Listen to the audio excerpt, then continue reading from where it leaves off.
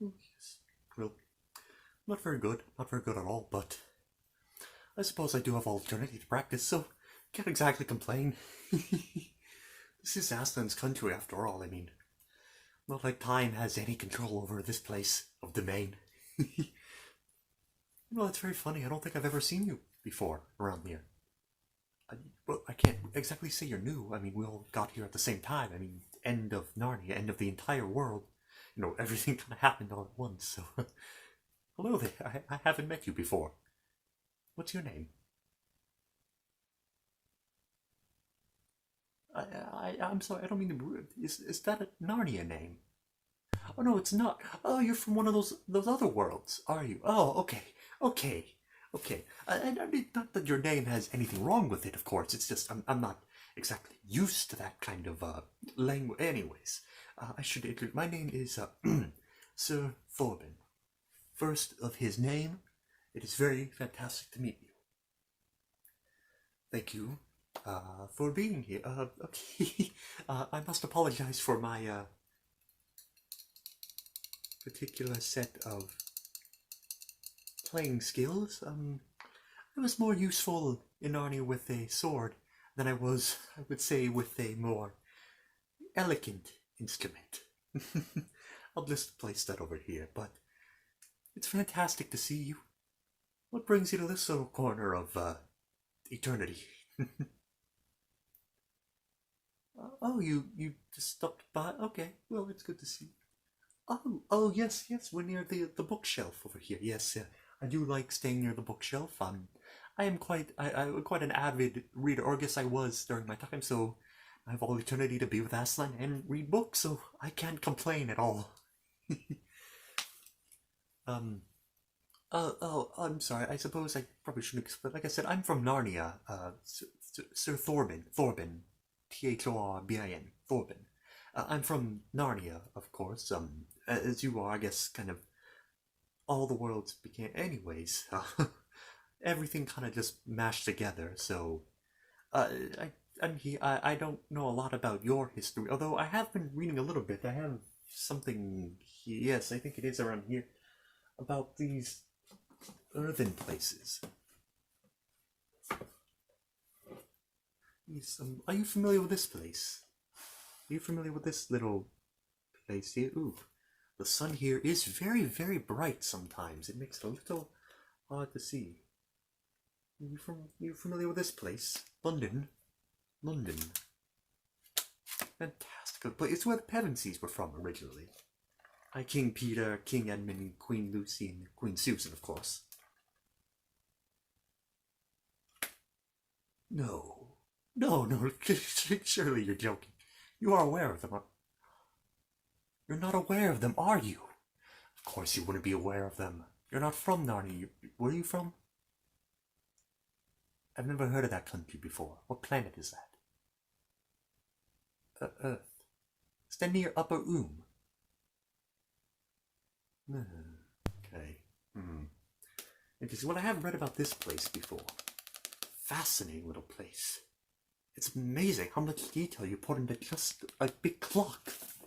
Couldn't you make them smaller and just fit it on your wall? I think it would work quite as well. Be a lot simpler, wouldn't it? But who am I to... anyways, I forgot another one here, actually. As I mangle the bookshelf, ooh, better fix that one before someone else finds out. But I have been seeing about something about this place. I knew the word new. York? New York? New York. Let's see.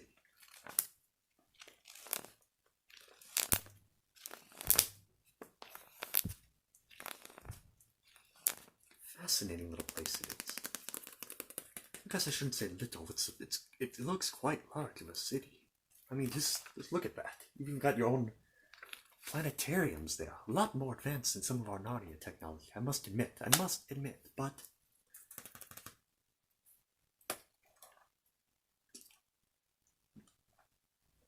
I wouldn't dare trade any of Narnia for any of that world. No offense, I mean, but I guess all the worlds kind of blend. An idea just struck me. what if I taught you a little bit about art history? Would you be interested? Yes, fantastic. I guess that's why you're here. Maybe that's why you were brought here. Maybe it was something a little more divine than our ability. But let me just put these back and try not to mangle up this grand bookshelf too much. Anyways, moving on. I've actually got some history of Narnia right here. Yes, they've actually compartmentalized into 7 little chronicles. 7 chronicles of Narnia.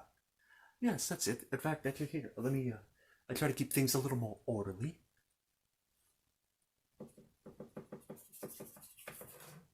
So this was the first one. Something about the magician's nephew.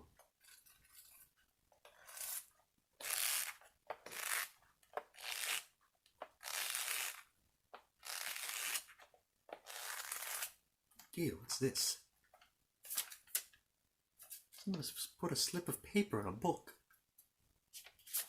Why would they do that? Chapter 4, The Bell and the Hammer. Well, I'm not here to discuss this one, perhaps later. I know it is table number 1, but for the history of Narnia to truly make sense, I guess from a simpler standpoint, it would probably make sense to start with book number 2. I know, a little weird. It's like starting with chapter 4 in a series. Why not just start with chapter 1? But sometimes you have to start with chapter 4. Sometimes it makes things better.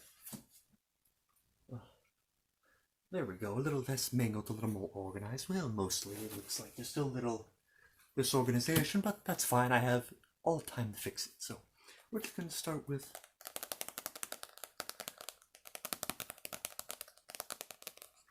The Chronicles of Narnia, The Lion, the Witch, and the Wardrobe. So yes, so let's start off with this story. Now, if you give me just a moment to refresh myself, then I'll just relay the summary notes. Is that okay with you? Okay, fantastic. We've got a little map. It's helpful. Okay, let me see. Page 1.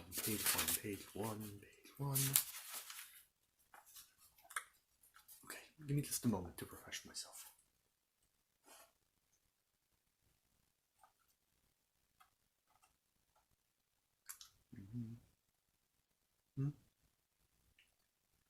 Oh, I'm sorry. I was being a bit rude, aren't I? It's one thing Thorbin is known for. It is not to be rude. So let me just okay. Let me see if I can pull out Cliff Notes first. Let's see. Okay. There was once a war going on, not in Narnia, not at this time, but in the other real world, and it was considered a great war, a very big world war, to say. So there was a world war, and there were these 4 children named the Pevensies. They were Peter, Susan, Edmund, and Lucy, as I mentioned earlier, so stay with me. So what happened is there was such a dangerous scene in the war that these kids, they were just children at the time, especially Lucy. She was just a little girl at that time, before she grew up. Well, spoilers. I shouldn't spoil. I'm sorry. I should not spoil. So they ended up having to go away because obviously the war was going on. It was dangerous. So they lived out in the countryside, away from the cities where there was fighting, to live with a kind but slightly odd professor kind of fellow. But we'll get more into him later. So the professor ended up having this strange magical house, and there was a wardrobe in the house, as mentioned, the wardrobe. And what happened is one day Lucy went through that wardrobe while exploring the house, and she ended up being transported because it turns out that wardrobe was a special gateway from your world to my world, to Narnia. So it seemed, after Lucy did some exploring around, she found a wooded forest area where it was just snowy and beautiful and cold, freezing cold all the time. But there was a lamppost there, which I know is something from your world and not mine. So she found a lamppost, and while she was exploring the land, she found a nice little fawn man named Mr. Tum. So Mr. Tumnus, let me make sure I pronounce his name correctly. Mr. Tumnus ended up getting Lucy and ended up bringing him into his house. Ended up bringing her into his house and ended up giving her tea and playing music for her, a lot better than my music, and ended up taking care of her. But it turns out that Mr. Tumnus had a secret agenda in mind, because he was trying to get Lucy to fall asleep, because it turns out Mr. Tumnus was working for the White Witch. Now, the White Witch was a very, very dangerous individual who definitely wanted to be the queen of Narnia, wanted to take over Narnia for herself, but it was not hers to take, so she was using her evil magical powers to turn people into stone, who she did not like, and she made it snow for 100 years in Narnia, so it was always winter, but never Christmas. Always winter, but never Christmas. Can you imagine? What a terrible, terrible time. So, Lucy ended up converting Mr. Tumnus to help her actually escape back. Ended up appealing to the humanity of him. I guess other than the goat side of him. So ended up appealing to his humanity, good side, and ended up convincing her to go back. It turns out that she had been in Narnia for hours. But whenever she went back into her world, she was immediately sent back at the exact moment she left. No time at all had passed in her world as had in Narnia. So whenever she told all her brothers and sisters about Narnia, they didn't believe her because they thought there was no time for her to possibly explore that land. Plus, they didn't have quite a bright imagination as Lucy did, not to insult them, I should say, but moving on. So they ended up exploring, but Lucy was certain that Narnia was real. So a couple days later, some time passed, and it was a very rainy day.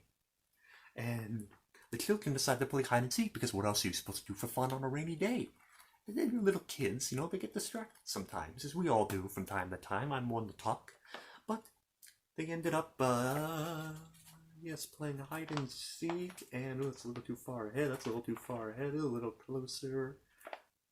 They ended up playing hide and seek, and they ended up Edmund ended up going into the wardrobe to find Lucy, so Edmund went in. What happens is Edmund, during the time, got lost and didn't find the lamppost, or if he did, he turned the wrong direction. I'll have to recap that in a future date. And he ended up finding, or I should say she found him, the White Witch. So the White Witch, who was pretending to be the White Queen of Narnia, ended up taking Edmund and giving him enchanted Turkish delight. Very tasty. Ended up giving him Turkish delight, which ended up converting his mind to crave it, so much that he ended up following the Queen, or the White Witch, I should say. So whenever Edmund and Lucy went back, Lucy expected Edmund to tell the truth, but Edmund lied and said there was no such thing as Narnia. He was trying to dissuade Lucy. He was being rude and trying to, being enticed by the White Witch, perhaps was being a little more cruel than he should have been. But as time passed, eventually all 4 children made it into the wardrobe, and, of course, Lucy was proven right. So the children were there, and Lucy led them straight to Mr. Tumnus, the only person she had met there, the kindest person she had known. And it turns out Mr. Tumnus was kidnapped and taken prisoner by the White Witch for letting Lucy go back to her home. I mean, that's just terrible news straight off the bat. I don't even know if I want to continue. But I must. For the sake of history, it's important. So they ended up going on an adventure, walking through the woods, being led by a little Robin, and a little Robin who was guiding them to Mr. Beaver. And now Mr. Beaver was talking to them and led them back to his house. Yes, Mr. Beaver, the talking beaver. Yes, Narnia has talking creatures. Yes, it's important to keep that in mind. It's going to be very, very critical in future updates. So, ended up leaving him and telling him all about the Aslan. Telling him all about Aslan. Oh, the great, the powerful, the terrible Aslan. Terrible in the best possible sense, of course. So, ended up telling about Aslan, but what happened is during the conversation, Edmund snuck right on out of the house, and ran to the White Witch, and told the White Witch that Aslan was coming and was repairing something at the stone table, because there was a tale of a prophecy that Mr. Beaver told them about 4 humans, sons of Adam and daughters of Eve, who would sit on the 4 thrones of Cair Paravel and would end up ruling Narnia.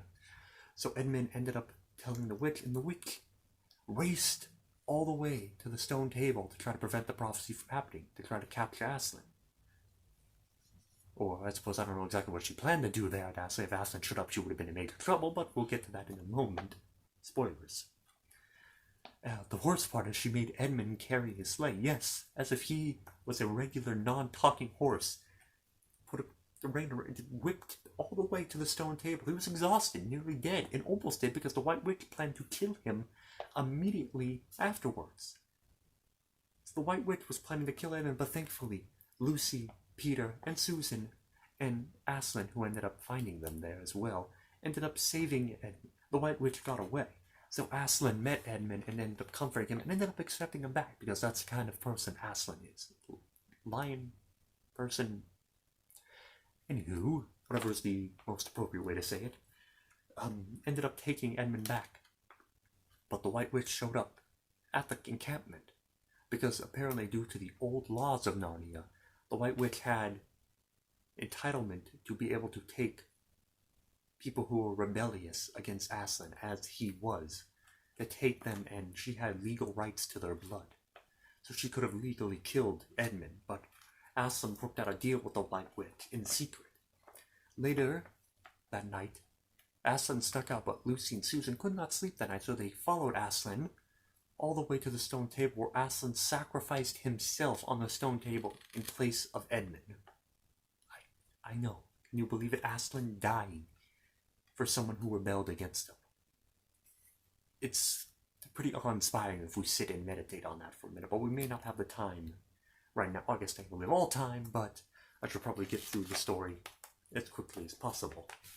So what happened is, eventually though, a little while later, while the White Witch was preparing for war, Aslan was reversing, because it turns out that blood spilled on the stone table, voluntarily given, reverses the magic and brought life back to Aslan. Aslan knew it the whole time. And now that he had his life and Edmund's life was spared, he got Susan and Lucy on his back and raced faster than any lion could possibly run in any other world. So after running as fast as he possibly could, they ended up entering into the witch's house. Yes, the witch's very own castle. And in there was a ton of stone statues of all the citizens of Narnia. All the bunnies and all the animals that the White Witch wanted to turn into stone, and she did. Even Mr. Tumnus was there. Mr. Tumnus himself was stone, but Aslan, with all his power, ended up changing them back into real living beings and gathered them all up for war against the White Witch. And after an intense battle, Peter versus the White Witch himself in a battle, and then Edmund.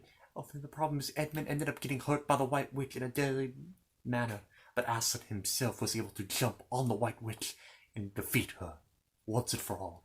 And then, of course, Lucy ended up bringing Edmund back. Father Christmas. I forgot to mention Father Christmas. Yes, of course Father Christmas was there. What kind of story would it be without Father Christmas? He ended up giving all the children special tools. He gave Peter a great sword, Susan a bow and arrow that wouldn't miss, or at least had a great chance of missing, Lucy a cordial of healing flask that she ended up using on Edmund. Of course, Edmund didn't get anything because he wasn't there at the time. But yes, so Lucy ended up healing, and then of course, all the children were thrown on Cair Paravel as the High King Peter, Edmund, Susan, and Lucy. And they ended up living many, many years ruling and governing in the golden ages of Narnia. And then of course, they grew up and got older, and during one special hunt, they ended up finding the lamppost. And they forgot all about their old life, so they wondered what it was, and they followed the lamppost back into the wardrobe. And when they went back through the wardrobe, they were the same age as they were as soon as they came to Narnia the first time. So thus, everything went back to normal for them, and not a second had passed in their world. And of course, they ended up telling the professor all about Narnia, and not only did he believe them, but actually it seemed as though the professor knew more about Narnia than they had originally expected. But that is a story for another time. That concludes The Lion, the Witch, and the Wardrobe. Again, my name is Thorben, and it's very wonderful. Thank you for joining me. Have a very pleasant rest of your evening. if you do choose so. And I'll see you around.